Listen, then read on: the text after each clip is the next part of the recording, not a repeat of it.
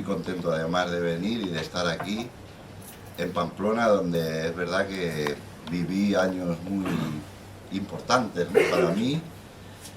Y pues me va a parecer que estoy hablando como las folclóricas a mi público, pero echaba mucho de menos Pamplona y siempre sigo, ¿no?, en la medida que puedo, la política, la vida de aquí, la cultura y cómo va evolucionando, ¿no?, pues esto que llamamos Navarra, ¿no?, o Euskal Herria, si lo ampliamos un poco más, ¿no?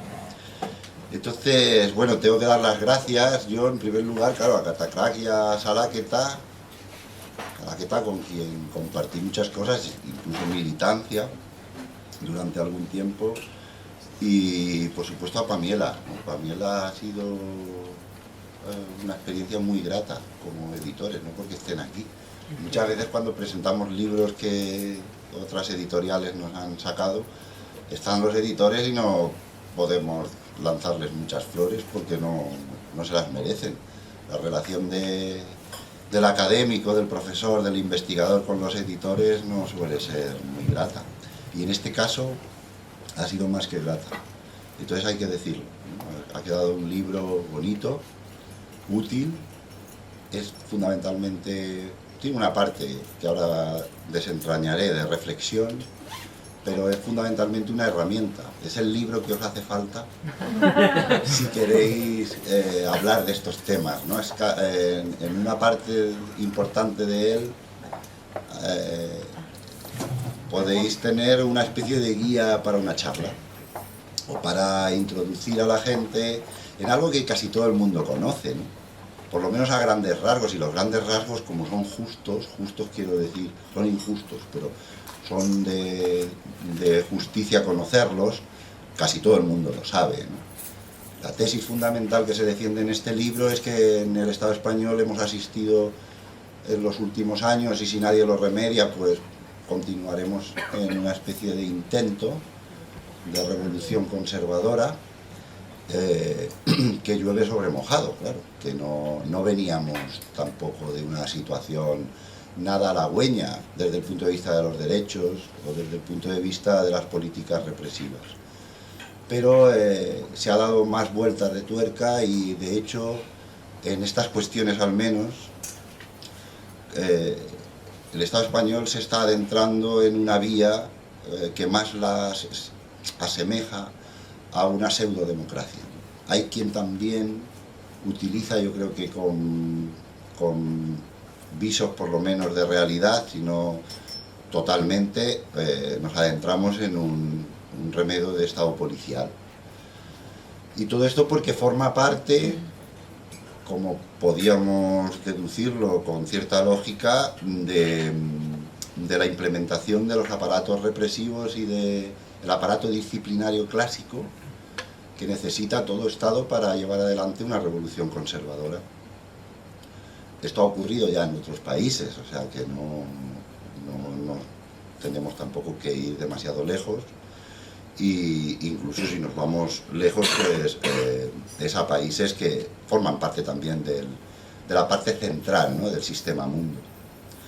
Y quizá en ese sentido, ya os digo que el libro ha quedado bastante bien organizado, ¿no?, para poder explicarlo. Hay otra parte que tiene mucho que ver con el título, y que, puesto que estoy en Pamplona, y aquí también hemos tenido, y habrá que seguir teniendo, imagino, debates al respecto, pues me gustaría desentrañar un poco. Protesta democrática, ¿no? Hubo un tiempo en el que no demasiada gente de los movimientos sociales, fundamentalmente, reivindicaba una vertiente democratizadora de la acción política. Y todo esto, después, los movimientos sociales, fundamentalmente, lo ejercieron en la práctica y lo demostraron en la práctica, ¿no?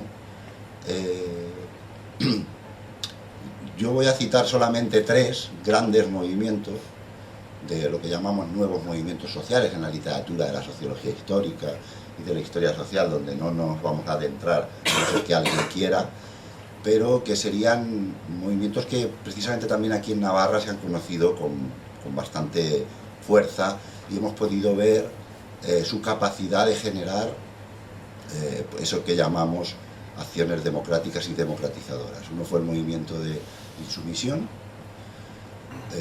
otro fue el movimiento ecologista y otro fue ya con el nuevo milenio, por así decirlo, aunque tenían ciertos antecedentes, pues estos que se llamó los nuevos movimientos globales. Lo que pasa es que con un montón de experiencias que resumir aquí sería harto prolijo y no terminaríamos quizá, porque son experiencias locales, experiencias territoriales. Llegó un momento en el que eclosionó, por así decirlo, algo inesperado, algo que cuando pasa el tiempo todavía yo por lo menos lo veo como algo que incluso fue bello, en el amplio sentido de la palabra belleza, ¿no?, en la acción política, y que fue el 15M. El movimiento 15M, que luego tuvo, yo ya lo sé, ¿no?, sus plasmaciones, sus momentos, sus calentones, ¿no?, en otras plazas, en otros territorios, eclosionó con una virulencia y una capacidad de expresión tremenda en Madrid y fundamentalmente también en algunas otras zonas, en otras ciudades como puede ser Barcelona, no voy a citar más, ¿no? También aquí tuvisteis vuestro 15M en la Plaza del Castillo, de lo que han quedado pues testimonios bastante interesantes, ¿no? Con esto no quiero decir que el 15M fuera resultado de los movimientos de democracia directa, de democracia radical, que preconizaban la insumisión, la ecología política o los nuevos movimientos globales. El 15M tiene una textura totalmente innovadora, y quien no lo vea así es porque, a mi juicio, o no hizo una lectura correcta en su momento, cuando el 15M eclosionó, o todavía no lo ha hecho, pero es que el ciclo del 15M todo indica que todavía no ha terminado. Quizás alguien lo da por muerto ya en cuanto a lo que es el ciclo de movilizaciones que inaugura el 15M. Y eso es posible, porque tenemos un claro, bueno, en los indicadores, digamos, de la movilización, un claro retroceso a partir de 2014. Pero es que coincide con un momento, 2014, en el que parece ser que mucha gente que ha estado movilizada, que ha estado galvanizada, digamos, por lo que supuso el 15M, parece ser que a partir del 2014 comienzan a depositar la esperanza de cambio más bien en el ámbito político institucional. Entonces quizás ahí tengamos una textura nueva de la movilización social, en cualquier caso inédita. Hablo a nivel estatal, claro, en España sería totalmente inédito, y es entender todas estas experiencias que han habido de mareas ciudadanas, no, sino, podríamos decir, mareas pro institución, mareas de llegar a través de las elecciones, sobre todo las municipales y las autonómicas, a las instituciones. Habría que entenderlas como algo solapado a lo que es la movilización social. Ya os digo que sería algo completamente nuevo, pero estamos todavía demasiado cerca como para hacer análisis que no sean los puramente apasionados, los puramente esperanzados todavía con el horizonte también de posible cambio político que a nivel estatal pudiera haber en el mes de diciembre, o sea, ya en este mismo mes, ¿no? Estamos prácticamente. Entonces, como todo está demasiado amalgamado, me quedo con lo que es el ciclo de protestas que inicia el 15M. Y si lo vemos en la perspectiva que además todos hemos vivido, y cada uno puede, espero que al final, cuando termine mi exposición, pues quien quiera puede preguntar o dudar o cuestionar la idea o simplemente enriquecerla. Todos hemos visto lo que significaba el 15M. Como ciclo de movilización es incontestable. Es algo que no se esperaba, además, nadie.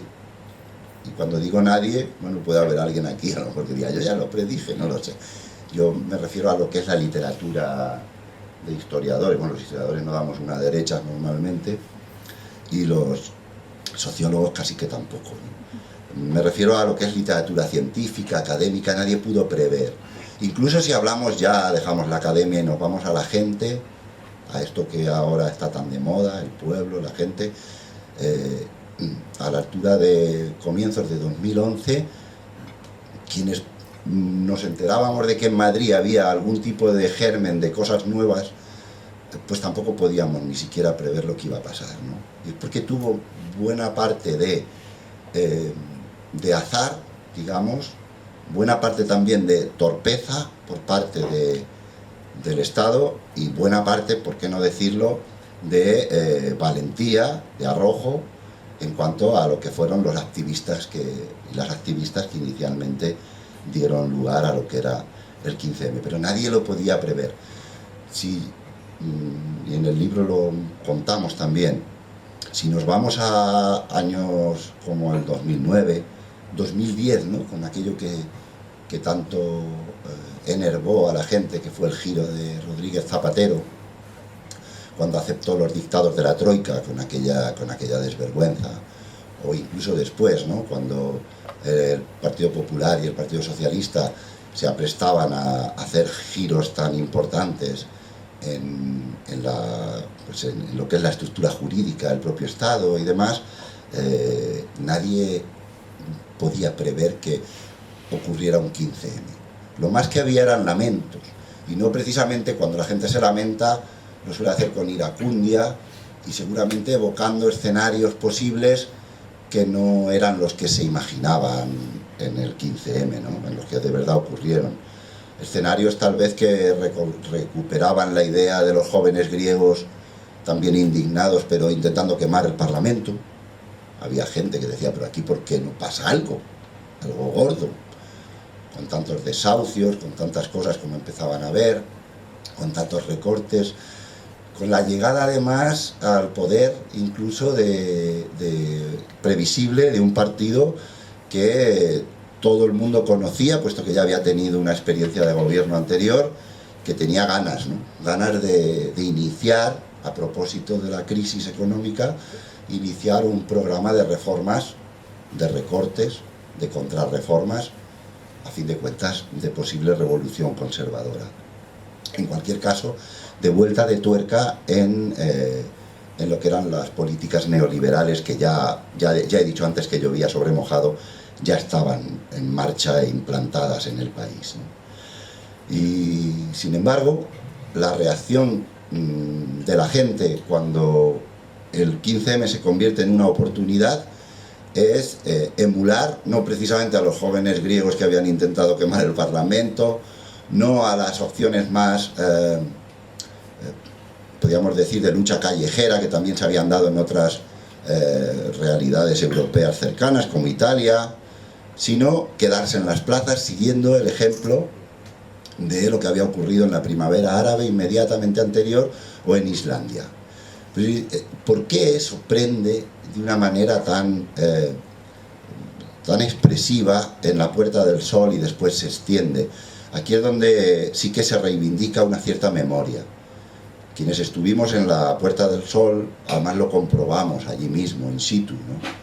Había buena parte, no, gran parte de innovación en todo aquello, pero había también repertorios que nos recordaban otras cosas y que, por cierto, algunos pues nos hacían muy felices, ¿no? Que era algo así como con lo que habíamos soñado, lo que habíamos experimentado a otras escalas pequeñas, otra gente, y eso es lo que vimos, ¿no? Y todos observamos cómo ante una primera embestida por parte del Estado y la reacción inmediata de la gente en ese sentido no violento, en ese sentido de protesta pacífica pero al mismo tiempo insurreccional, el Estado se retiraba. Y el Estado se retiraba en un momento en el que seguramente el titular de Interior, que ya mandaba mucho por aquel entonces en el gabinete de Rodríguez Zapatero, hizo un juego de balanzas para sopesar qué es lo que tenía delante. Claro, es fácil decir después que seguramente una mente maquiavélica como la de Rubalcaba también anidó la propia experiencia del 15M, pero también todos sabemos que en la mente de Rubalcaba hubieran entrado otras muchísimas soluciones a la situación que se dio, y una de las soluciones que él era imposible que tuviera, era cómo contener a una marea inmensa, multitudinaria de gente que por la tarde llegaba y arropaba, acolchaba a los disidentes, a los insurrectos que estaban en la plaza y no se querían marchar. Luego ya todo indica que con algunos ensayos represivos duros como el de Granada, en otros sitios lo que hizo las delegaciones de gobierno, las subdelegaciones de gobierno, fue obedecer indicaciones desde arriba para dejar estar, ¿no? Pero eso se ganó. Y aquí es lo que se pone de manifiesto. La protesta que, digamos, da cuerpo, que mejor retrata, ¿no?, toda una tradición ya, pero sobre todo ya en lo posterior, como protesta democrática y que hay que reivindicar en el sentido de acción directa democrática, de tomar los derechos, ejercerlos y desobedecer y colocarse en un sentido insurreccional frente a quien te los quiere negar, es lo que el 15M creo que demostró con muchísima claridad. Sobre esto habría que hacer muchas más lecturas y muchos más análisis y críticas, pero trazo los tintes más gruesos de la cuestión y luego al final pues hablamos. ¿Qué contesta el Estado frente a esto? Esto yo lo digo aquí en un tono a veces un tanto vehemente, puede parecer, pero porque no es fácil contener la rabia en ciertos momentos, ¿no? Y en estos años ha sido necesario a veces contener la rabia que te provocaba el tipo de respuesta que el Estado da a esto. Esto, antes he dicho que fue bello, fue muchas cosas.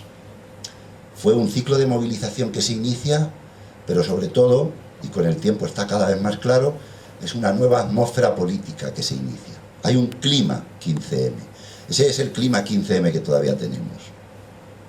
El ciclo de movilización, vale, habrá que verlo con más tranquilidad, pero es posible que haya declinado, si no cesado. Pero el clima no.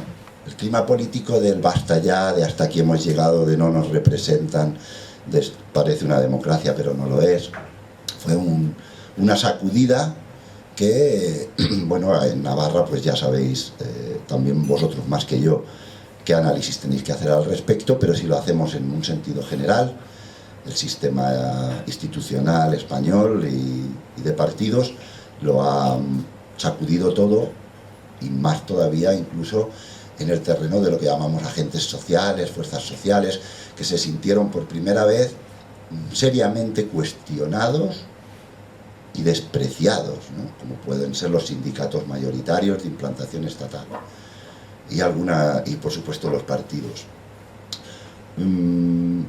Frente a esto, frente a este tipo de protesta que inicia también el 15M y que todos hemos visto en las mareas, multitudes de gente utilizando los repertorios que en el 15M se experimentaron,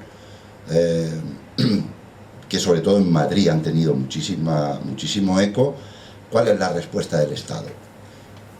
Hombre, alguien podía decir, y por ahí va también una parte de la reflexión más de teoría política, ¿no? Toda democracia es, además de una sociedad democrática, en el sentido de que es una sociedad que se cree con sus derechos, que si le pisotean sus derechos democráticos básicos los reivindica, y si no los reivindica mal le va, porque luego los echa de menos, ¿no? Pues si le prohíben o le coartan la libertad de reunión, a la libertad de expresión, pues lo va a necesitar, porque es el aire que necesitamos en una sociedad democrática. Tiene una parte estática que es la del Estado, ¿no?, el régimen. Hay un régimen democrático que tiende a contener eso. Entonces, precisamente ahí, en esa dialéctica que yo llamo conflictiva, porque es conflictiva y no puede ser de otra manera, es donde tiene sentido la protesta democrática.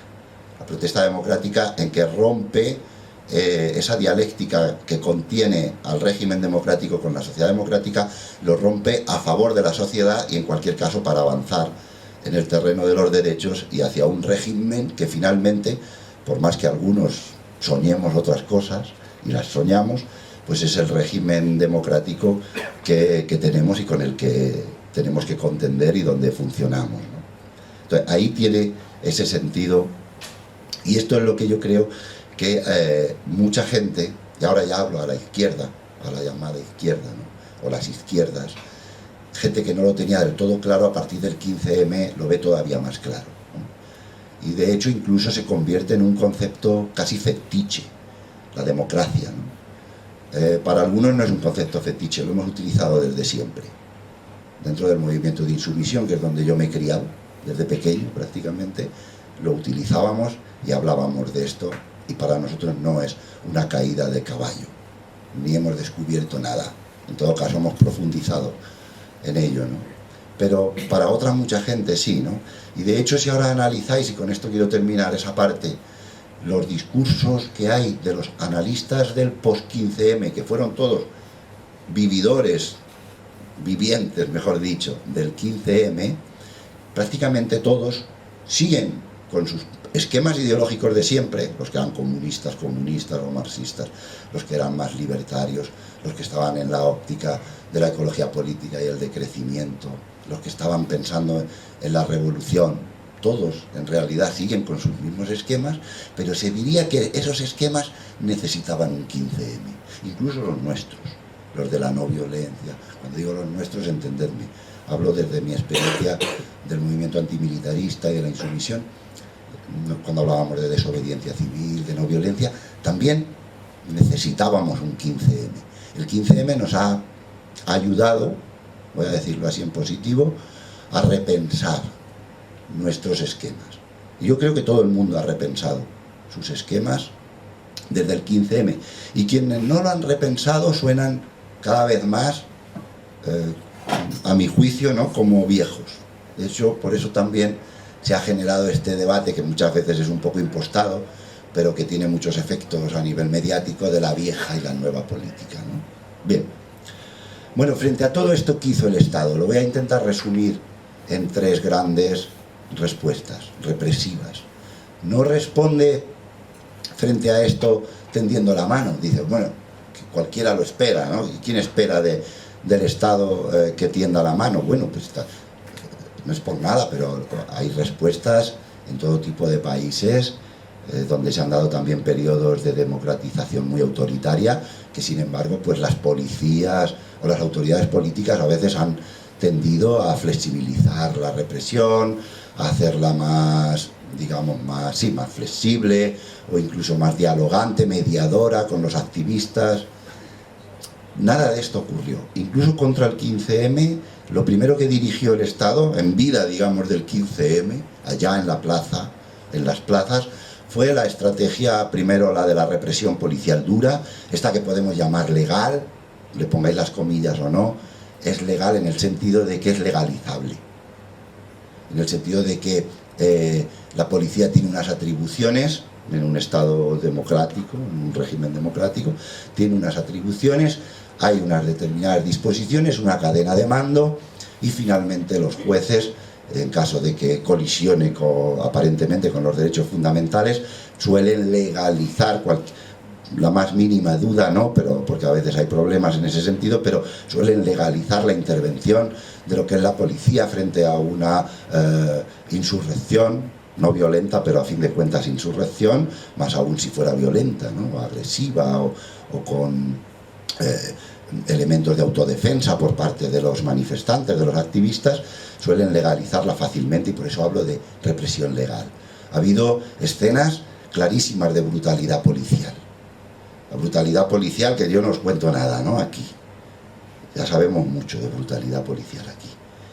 Pero la brutalidad policial, en este contexto, y más en el que genera el 15M, se vuelve, como pasó con la insumisión, como pasó con los ecologistas, prácticamente en casi todo lo que hicieron los ecologistas, hablo del Estado, o con los nuevos movimientos globales, prácticamente en casi todo, la brutalidad policial se vuelve en su contra, y muy a las claras.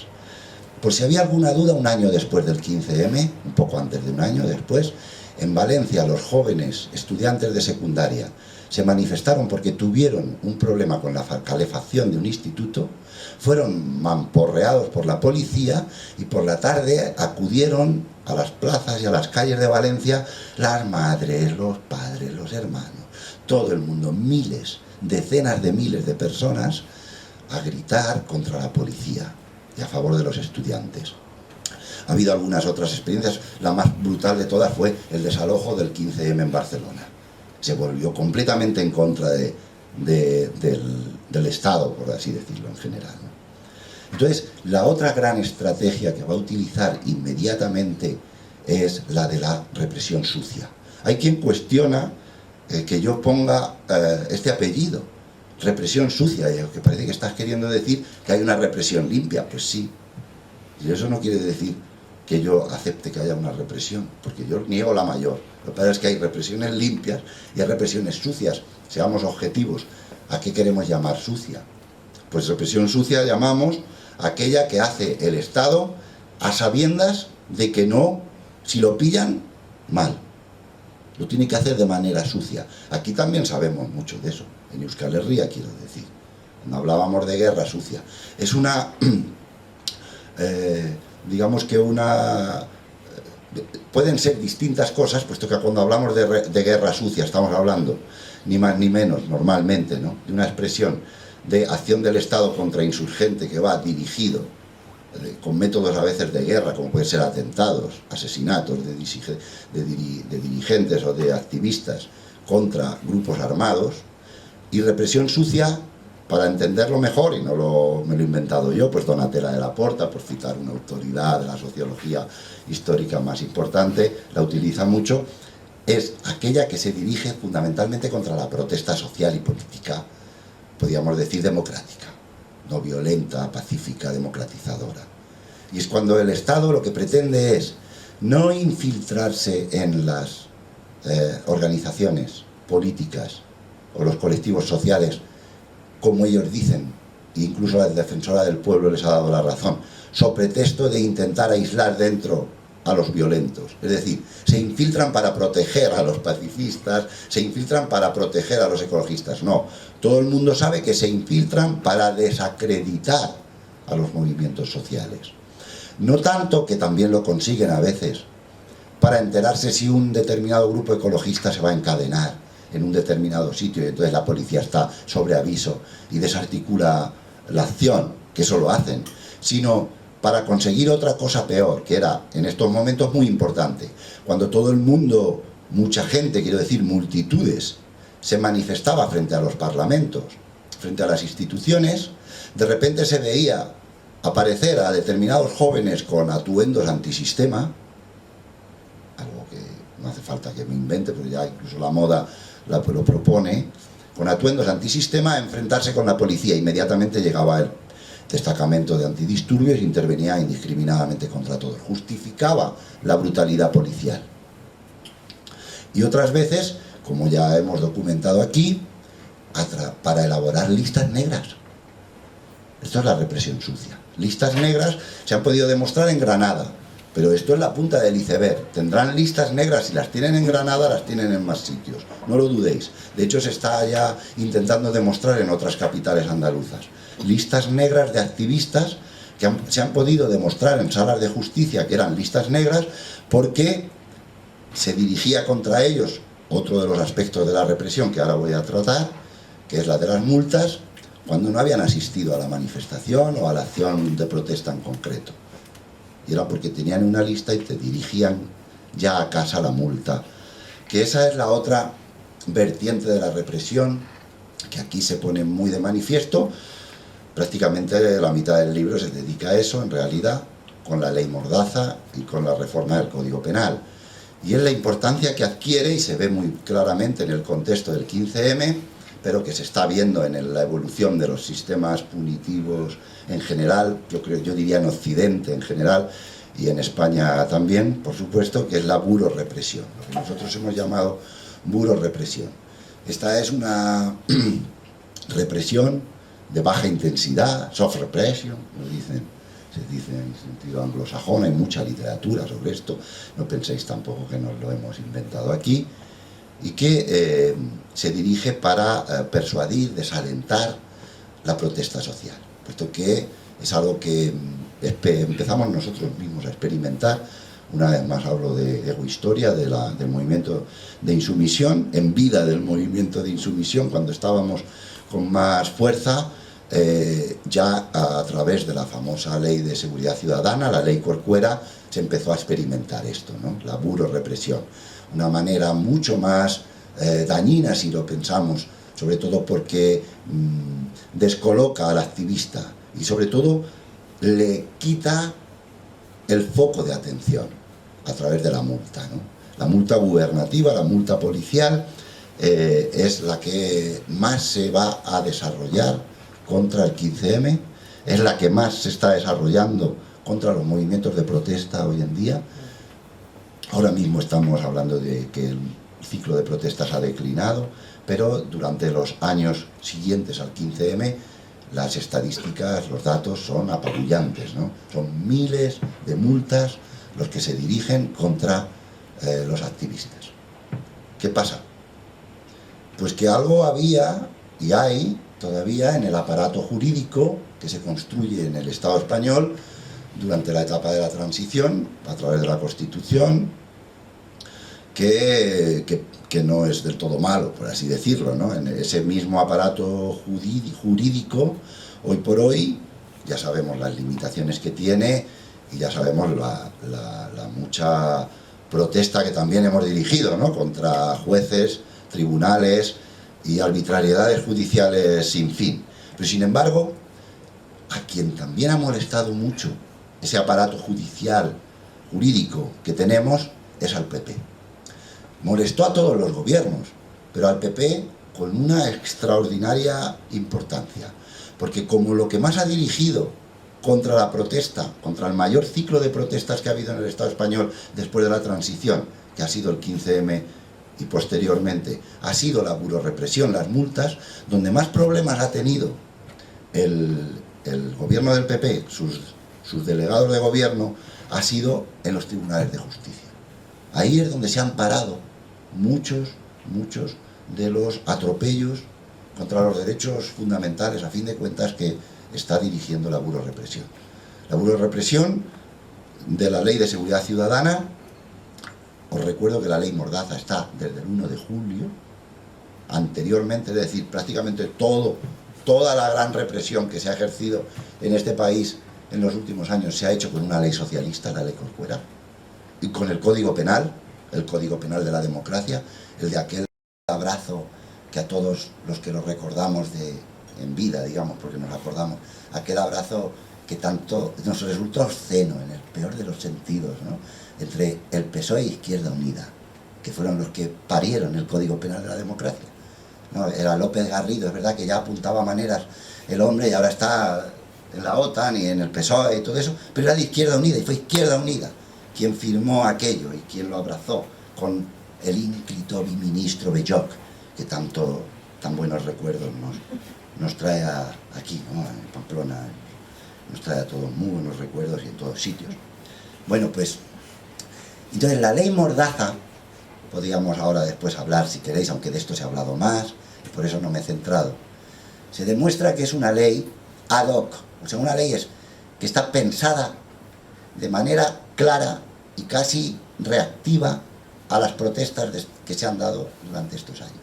Nosotros en el libro incluso llegamos a explicar una secuencia temporal en la que todo indica que el ministro del Interior, el ultracatólico opusiano señor Fernández, en el dictado, digamos, de las leyes que estaba de los artículos que estaba preparando para la ley Mordaza, se dejaba influir de una manera, a veces suena como testosterónica, piadosa también a la vez, por la realidad de la protesta social.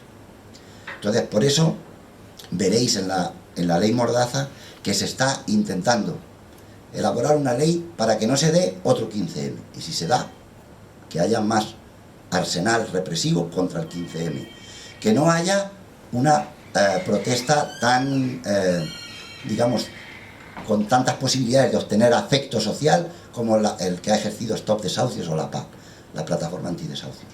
Que no haya una posibilidad de que tengan afecto social y encima se puedan ir de rositas esos ecologistas que se encaraman a las torres de refrigeración de una central nuclear, o esos antimilitaristas, bueno, aunque a los antimilitaristas se les castiga por otras vías desde hace tiempo, pero esos antimilitaristas que son capaces de invadir un espacio, un cuartel militar o una instalación militar. Que no haya, por supuesto, veleidades por parte de los que protestan en ir a las instituciones, a los parlamentos, a rodearlos o a intentar impedir que los representantes parlamentarios puedan acceder a los debates parlamentarios. Es una ley pensada para todo eso, y es una ley además pensada para, como una ley del embudo, claramente, para que esté muy bien para ellos. Protege, no, hiperprotege a la policía. La policía está mucho más blindada, tiene mucha más capacidad para ejercer arbitrariedad, despropósitos, represión brutal y, por supuesto, represión sucia. Y por si esto era poco, como lo que tiene muy claro el Estado es que a pesar de esto, y como puede ser que todo pase y todo quede, ¿no?, lo que van a dirigir contra la gente a partir de ahora es, sobre todo, fundamentalmente, puro represión. Lo que no quieren ya es tener problemas con los jueces. No quieren que ningún juez les enmiende la plana y les diga, oiga, eso que han hecho sus policías conculca el derecho de reunión, o conculca el derecho de asociación, o el derecho de la libertad de expresión. O como podríamos decir, ese metaderecho que sería el derecho a la protesta, ¿no?, que sería un resumen de todos ellos. Ellos no quieren tener ese problema. ¿Y qué han hecho?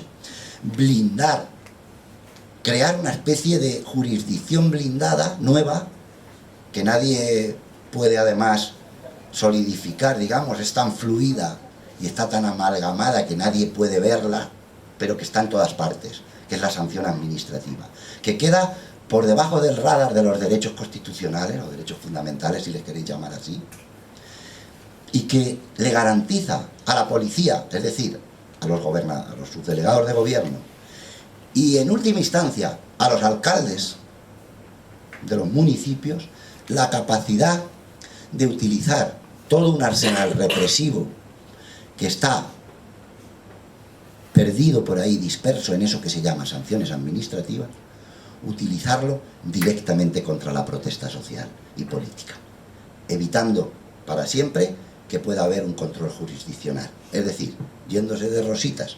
Esto es lo que sí que resulta completamente novedoso y lo que nos hace pensar que esta vez, sin miedo, con desparpajo, como dicen ellos, ¿no?, podemos acusarlos de haber introducido al Estado español en una senda pseudodemocrática y en el camino hacia un Estado policial. Y nada más.